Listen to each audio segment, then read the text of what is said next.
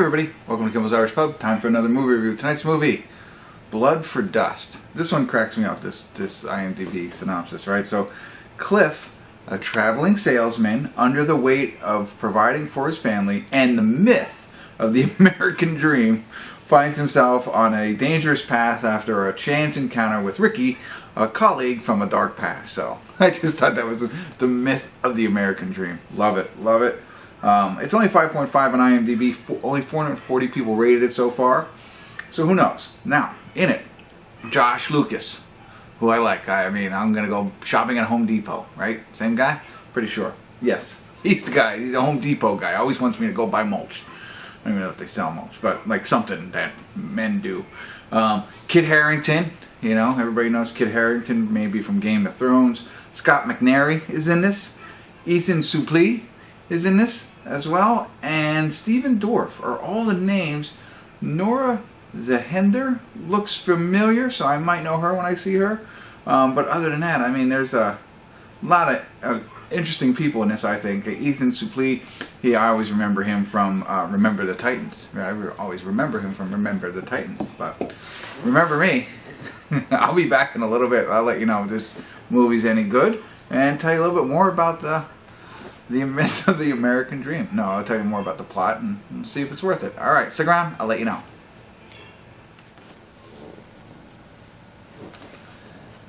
Hey everybody, we're at the credits of Blood for Dust, and I think I just realized I was saying the one actor's name wrong. It's Scoot.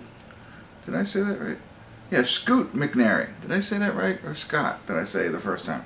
Anyway, it's Scoot. And the reason I bring it up, he's actually the main character. Scoot McNairy is the traveling salesman who, you know, the backstory is, so he is a travel salesman, and Kit Harington he was a partner of his in the past where, you know, something has gone wrong. He revisits him.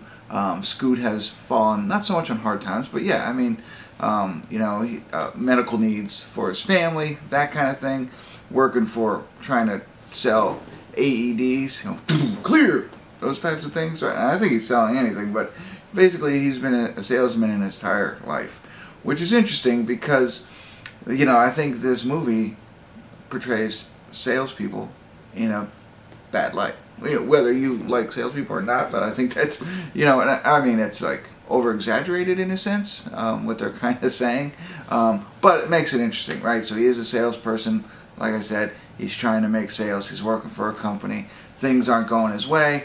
His friend from previous life, essentially, or like just previous work history, comes back. He's got an idea that maybe he can help him with his financial woes. And of course, as you can imagine, it's not all on the up and up. It's something that's probably not legal and can cause a lot of different things. Josh Lucas, right? I think he is he's like the crime guy. He's the crime underlord, if you will, or whatever, and you know, so he's running everything that's getting this guy in. So, and that's it. I mean, that's not it, but there's a lot more to it, and you know, I thought it was. I always talk about character development. I like Scoot's character development in it. Kit Harington is not developed at all. It's really all about Scoot, and that's fine. Only an hour and 40 some odd minutes movie. You don't want to spend too much time, and you don't need that much. I was worried I was missing things. I was actually rewinding a lot just to make sure I heard it, to gather it all, because I don't want to say it's deep or complex, but it's, you know, you have to pay attention. You can't be on your phone, and I wasn't at all on my phone, but there were times where I might have daydreamed for a second and was like, wait a minute, let me go back. So that tells you how interested I was in this film. It drug for a little bit, you know, between the second and third act, I'll say. Look like I know what I'm talking about. You know, but you know, it picks up, and you're able to keep it. Ethan Suplee, as I see all the, I think his name in this was Slim, and he works for Josh Lucas. So that's how we get all these. Stephen Dorff really had a very small, insignificant role in this. So if you're looking for Stephen and you want to watch, don't watch this one for that. Watch this one for, you know, like crime. There was another one I just watched. It was very similar, I felt like, to this. Oh my, I'd have to look back. But anyway, if you're looking into the double crossing, not even the double crossing, but like who can you trust kind of movie. I have to look. Let's see if I can. It's real quick. There was one, not Double Down.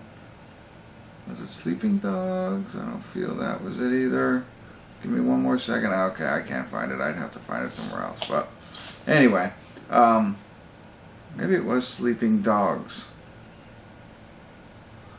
Could have been that. I don't know. Anywho, if I think of it, I'll put it somewhere, and maybe I'll even put it. But long story longer. I apologize. It was really good. I liked it. You could kind of see what was coming, and I do want to say a little bit more about spoiler alerts. But finally, at the final scene, not the final scene, the scene before the final scene, I was thinking to myself, well, I feel fulfilled with what they did, and I don't think I say that quite often in my movie reviews, so take that for what it's worth. I did feel like, okay, I guess maybe it was worth the watch, all right? And then the final scene, I liked that piece of it as well. Nice job. It adds a little flair, if you will, to what I thought was an enjoyable film. So, yep, 6, close to a 7, to be honest with you. I enjoyed it that much. So, before I let you go, if you have seen it or you don't care about hearing more about it, there's 2 things I want to say that aren't going to spoil the ending, but it's going to talk a little bit more openly about it. So, if you don't want to hear that, thanks for tuning in. If you're sticking around, spoiler alert, spoiler alert, spoiler alert. All right, so one, I'll get the easy one out of the way.